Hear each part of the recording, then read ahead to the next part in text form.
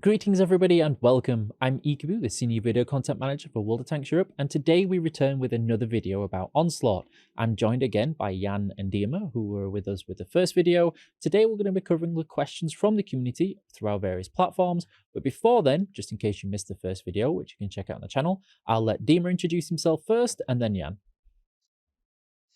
Hello everybody, my name's Dima. I work as a design owner and a game designer of Onslaught game mode. So that's basically what I do. Hello guys, my name's Jan and I'm working as game designer in gaming, and usually I do the stuff what designers do. Excellent. Thank you very much. And so today we're going to be covering and going through the questions and answers which many of you asked and would like to get some information from. The first question being, which I saw quite often in places like the YouTube comments, which is, will the Onslaught game mode replace the ranked game mode? I think I will start. So no, Onslaught is not a direct replacement for ranked battles. We can't launch both things together. That's true. Basically, those two game modes will be, competing with each other if they will be held at the same time. So we don't have any further plans on that. If we will have any, more specific information or any, I don't know, new decisions, new announcements, we'll definitely make them and make them public. So there's no secrets to that. Okay, thank you very much. And then the next question, I'm just reading from my laptop, which is, some players have said that they love the game mode in general, but dislike the abilities.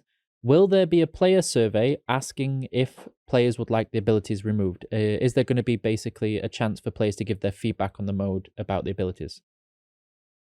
Yeah, for sure. We already gathered surveys from command test and they were overall positive, but we will launch some more during the season of Griffin and after the end of the season. So you will be able to tell us what your thoughts on role abilities or key positions. And if they will not work as intended, we might rework it or just remove it. Okay, thank you. Question 3, which is, are there going to be any rental tanks for players who don't have any tier 10s? If so, how much and what tanks will they be? Honest answer, there are no current plans on doing so. We see Onslaught as, a complicated and competitive game mode. So we want it to be the end game for players who are already experienced with playing tier 10 tanks. So yeah, we won't be adding anything on that side in the current release. That's for sure. Okay, thank you. And then I'm going to take this question and split it into 2 parts, but it's essentially the same question, which is, how do you feel that the queue times will be impacted with the new ranking system? And then the second part is, how will super platoons impact those queue times? Okay, about the first one. Queue time is really depends on the amount of players that will be playing a specific rank, time, and region. So it's obvious that waiting time on the highest rank will be longer than the lowest because numbers of players, we don't have that much high skill players that are not good. But at the same time, we have very flexible possibilities to configure matchmaker, but it's always trade-off between quality and quantity. So we don't want our players wait ages before going to the match, but at the same time, we want them to have balanced quality battles. So we will be focusing on that matter a lot during our October launch. Okay. And it's working absolutely the same for the super platoons. Okay, thank you. And then one that was similar to kind of this vein of questions, which is, how do you think that the prime time is going to impact the matchmaker, and especially on servers like NA, which may have some low population times? Yeah, what do you think the impact is going to be? So I know that some players definitely not happy with prime times because maybe they don't have their free time when the prime times happen.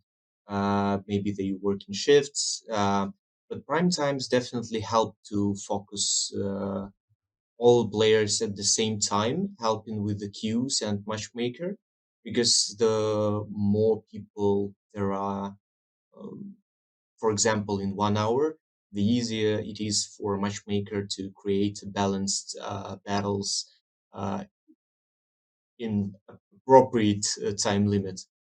Um, so yeah, I think that's all. Okay, thank you. And I know this one is going to be a possibly sensitive question, but will we have records of the voice chat from people in game? And is there going to be a chance to basically mute people who use offensive language? So currently we have no plans on any recording of voice chat because of your local laws. Like in Europe, it's a GDPR that not allows us to record the voice chat. So if you're facing some negative approach in the voice chat, you can just mute person who makes troubles for you. Yep, that's the best advice we have is, rather than over policing voice chat, mute the people, pretend they don't exist other than on your team, and just try and win. Yeah, exactly. Will the league points be the same from the common test to the live server? I know this was a very popular question in terms of how many points were needed and how people progressed up and down those leagues and the ladder. So the common test had test configurations basically, specifically adapted to make everything fast and streamlined to just test a lot of things fast during the common test. The public production release will have different configurations, specifically adapted adapted to the public server. So yeah, there might be some consequentially lookalikes in terms that maybe some regions will have something similar to, for example, amount of points in the division, but basically you should not focus on common test configuration. Okay, thank you. It's kind of a little bit soul destroying because I did so well in grinding on the common test, and now it's just like, yeah, that doesn't count. That was cheating. So yeah. Yeah, kinda. Next question is, after the common test, what changes have been made to the mode and why? For example, the spotting skill, in their opinion, was too overpowered, and bonds were increased from 50 to 100. Okay, so we made a lot of balance changes during the first two stages of common test. Like we nerfed some tactical skills, we nerfed some role skills, we tried to solve the Amix domination problem and stuff like this. So you can see all these changes in our patch notes to this common tests. But right now we are recording it during our third common test, so there still might be some changes that we don't want. We don't know will we do them to the actual service or no. So you'll better check the patch notes. Okay, thank you. And this could have a very biased answer, but will the game mode come back again in the future? Well, hopefully. Yeah, there are no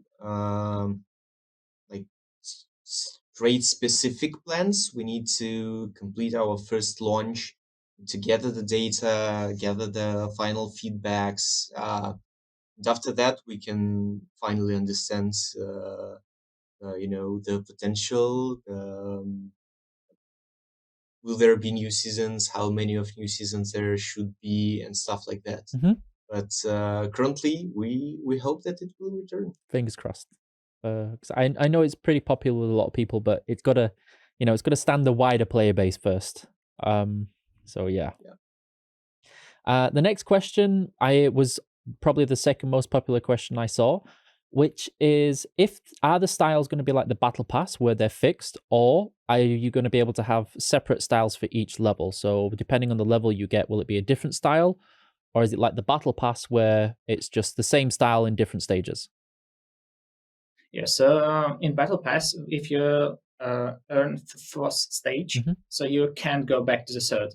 In our styles, first of all, you can, if you reach, I don't know, the champion rank, if you want, you still can use like gold camo or bronze camo and stuff like this. And also we have some inscriptions, emblems. There's the same rules for them.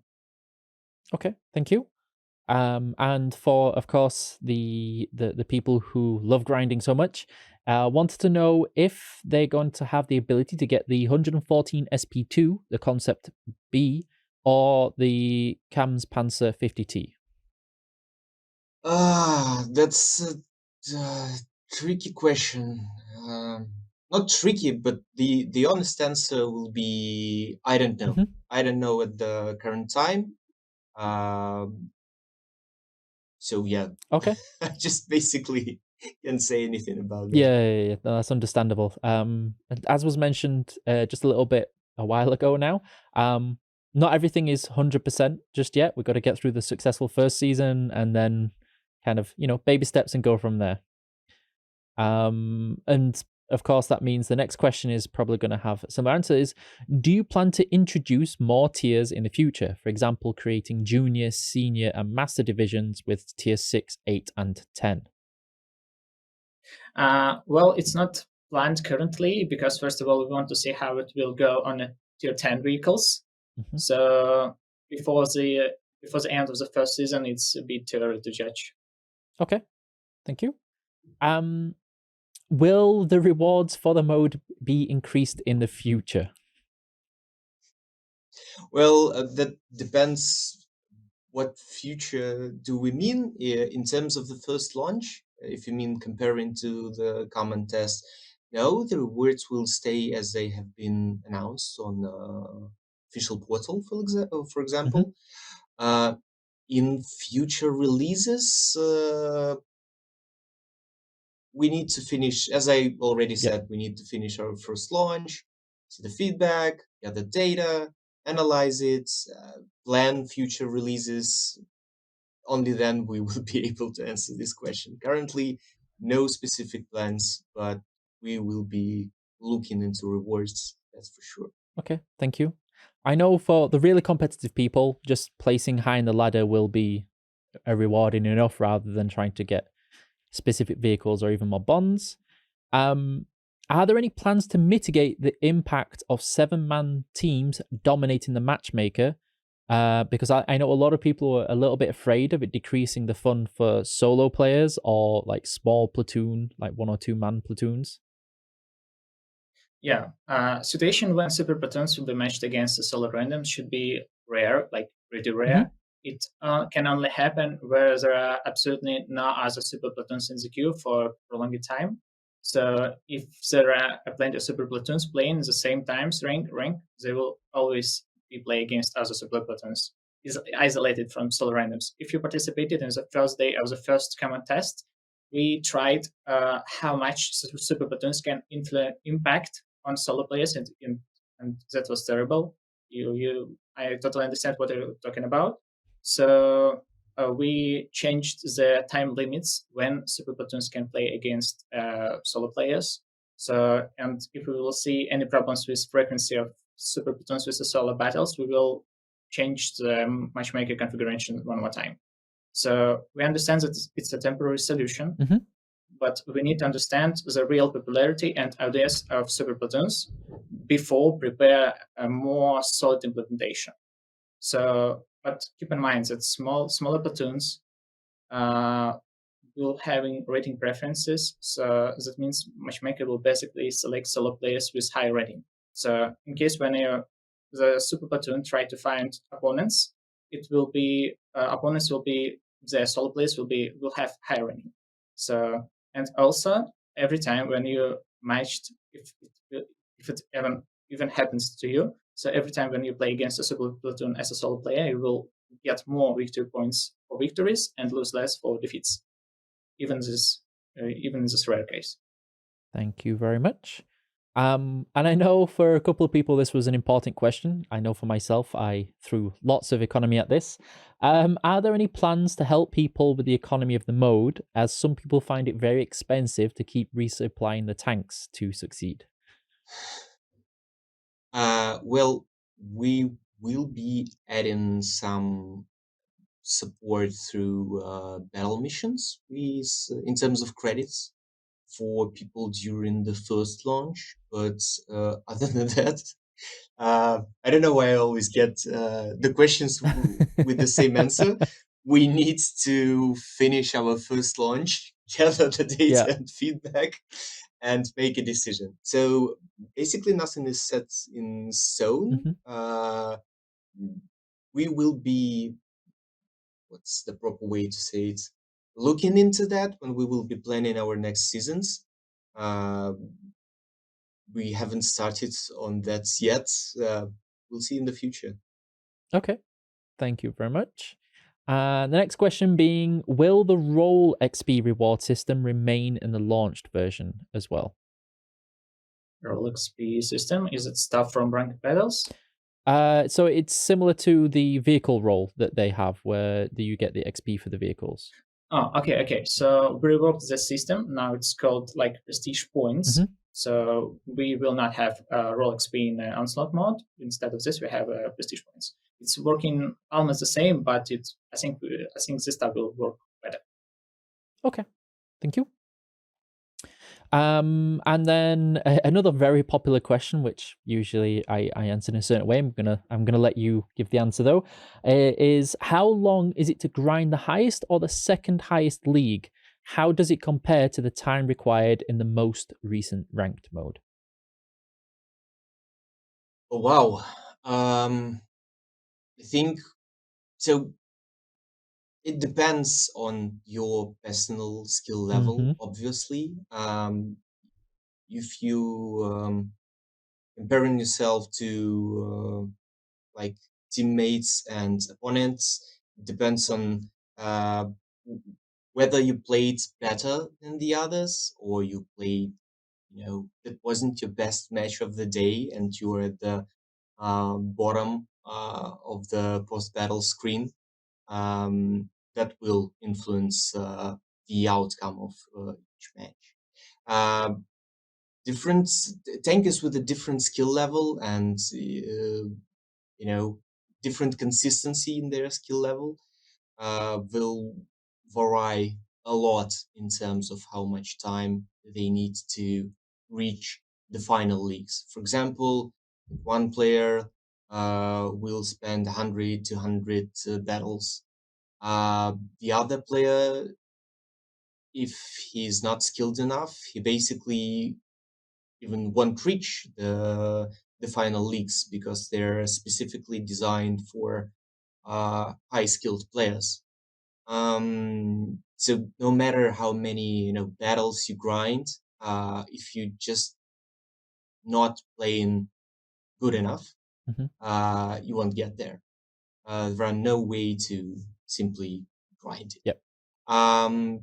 If we're talking about how much time do I need to get to top ranks, I guess the only honest answer will be, as I already mentioned, the better you play, the faster it will be. The less time you will need. But yeah, I don't think there are any specific secrets to that can help you. You just need to play better and better, and that will influence the speed, the final speed that you will be able to to reach the top ranks. Yep. At least for myself, on the comment test, again, it might be a little bit slow on the live version. Picking meta tanks, something that applies very specific to the map, helps a lot, and being consistently good. Consistency is key, but only if it's in a good way, not just consistently losing. That's not going to help. Consistently losing on the meta tank. Yeah. Sometimes that happens. Oh yeah, I went through a phase. It was interesting. So the next question is based on, I think this came from a very competitive player. They wanted to know what's the difference between the rating gain with an average performance compared to the rating gain on a loss with an average performance. Well, it's actually a good question. So it depends on rank you're currently playing at. For example, on a silver rank or on higher ranks like gold, champion, legend, rate your points gained and lost will be one to one. If you have like average performance compared to your team in a lose, you will gain the same amount of rating points, or lose to if like you lost. But in lower ranks, you will get slightly more points for winning with average performance. Mhm. So the lower your rank, the easier it's be to climb. Okay, thank you very much. And of course, this is coming back to one of the earlier questions, but just to make sure we get everybody's questions involved, how do you think the mode would look without tank-specific abilities or interest points? Do you think it could be an option to test an upcoming season without all of the new special additions? So basically, we have already seen it. We already had Battle of the Bloggers, also known as Team Clash. Team Clash. We had Weekend Brawls. So basically, it's a 7 versus 7 central base game modes that we launched in previous years.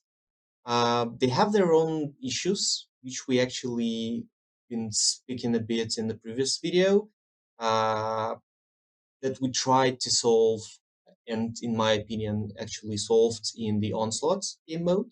So abilities and points of interest are huge part of the the solution to help with those problems, and removing them will bring us back to just a simple game mode like Weekend Brawl, first iterations of Weekend Brawl or a Team Clash. I also afraid that if we're considering it as competitive game mode, yeah, where players compete for rating points for like the first place and stuff like that. Without abilities and points of interest, there will be a lot of stalemates. There will be a lot of matches where first 3-4 minutes nothing happens. Everybody finds a good position, a bush, and just wait for an opponent to make a mistake. Okay. That's it. I'm not sure that will be very exciting and fun. Non-slot currently is fun and exciting. So yeah, in terms of further seasons, testing it in further releases, I'm not sure we will test it as a part of the Onslaught, but we might at some point consider like another Weekend Brawl iteration for that or something like that. We have plenty of methods to test it out without utilizing the Onslaught season for that. We'll see. Okay, thank you. And the last question that came from the community, which is, what is the estimated average number of battles you need to get the Bond Turbo? Okay, to get Bond Turbo, you need 160 wins, and the better you play, the faster it will be yours. Yeah, pretty simple, but yeah, that's the big takeaway from this is play well, save time, play bad, prepare to grind. So yeah. Yeah, that was the last of the questions, but I just wanted to give you a chance to kind of maybe give some insights. Maybe you've seen anything special from the comment test you'd like to share, or you'd like to ask the community ready for the next video. Actually, I have a question for you, David. Have you had time to play Onslaught on the comment tests? So do you have any specific feedback or like experiences or funny moments? I did have some very unfortunate moments of getting one shot by the FE 4005s. That was pretty unpleasant, that I thought I was being really cool and being aggressive and doing all these really cool things, and then I just kind of rolled into places where I just got one shot, which was unpleasant. It's actually happened on Cliff 3 times in a row. I got one shot by an FV 4005 on Cliffs, which was a nightmare. Yeah, so I actually found the games pretty fast, and it was nice to see a lot of people playing for a victory rather than to just, you know, save XP or get max damage, which was really nice. I do genuinely think that I imagine a lot of people are going to discover that platoons are going to be a really efficient way to kind of make sure that you get the maximize of the amount of wins that you get from the battles that you play. Well, considering that, mostly players in platoons will be playing against other Yeah. players in platoons, so it kind of negates these, you know, bonus effects. So if everybody considering like up stomping in the platoon against random players, that's not what Oh should be yeah. happening. And if we will see that there are problems with that, we'll definitely make some additional rules to the configuration. So yeah, that I don't think that that will be that easy. It does depend on who you're against. I remember when, because I've been playing the game for a long time, and when we used to have those team battles and the old tournaments on there, that it was a lot more fun, and you could kind of come up with some quirky tactics that you mentioned in the previous video, where you can get people just kind of like rushing with mouse tanks and just scaring the enemy, and they don't know how to handle it. So being able to kind of come up with those weird tactics can be quite a lot of fun. And even if you lose sometimes, it's nice to just do something with people and have a little bit of a wild tactic that you would never dream of doing in a random battle, that would just, you would suffer miserably. So. Well, that's true. There are like a lot of possible non-common, as you call it, weird strategies that you can only do as a group of organized people, which are actually impossible in, like, for example, random group. Yeah, you basically, I'm not sure that you will have enough time to, you know, to sell this strategy to everybody who don't know you. Yeah. But if you are having fun with your static group of people, yeah, for sure. That's the great thing about it. Okay. Actually had tremendously weird start of the first common test. I kind of messed my test account a bit, and it was, I think it was beginning of the night when I actually had an opportunity to come and play in own game mode. Yeah. And the only tank that I had prepared, and I was too lazy at night to prepare more tanks, was the E100. And it was painful to get to El Haluf in E100. There were a lot of A mixes, and yeah, so it was kind of a weird experience. Yeah, but the only person I can blame for that is my lazy self. The next day I can solve this problem. It became much more enjoyable, but I will definitely remember these night struggles with El Haluf and the 100. Okay, that's pretty good. I think. Yeah. Go on. Sorry. Yeah. So I was actually surprised how much people came to the common tests, because I reached the legend rank, and I was surprised how many hackers, content creators, guys from Clan Wars came and just participated in our common tests.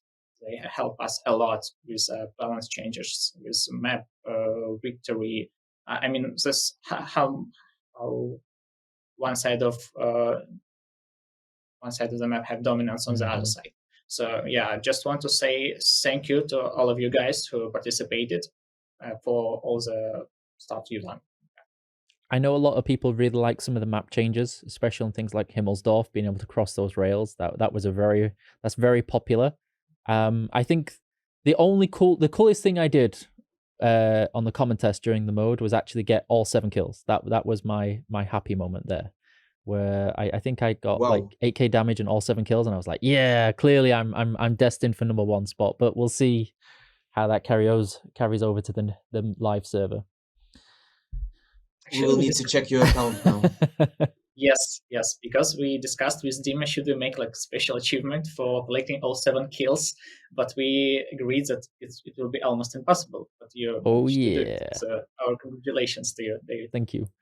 So yeah, that's everything for this video. Make sure if you've got any questions, ask them down below. We will covering them in a 3rd video, which will be coming towards the end of November. I want to thank you again, Jan and Dima, for taking part in this and helping us with the community and giving us all the information possible. And yeah, would you like to say goodbye or? Yeah. Goodbye. It's been a pleasure. Okay. Thank you very much, guys, and we'll see you in the next video.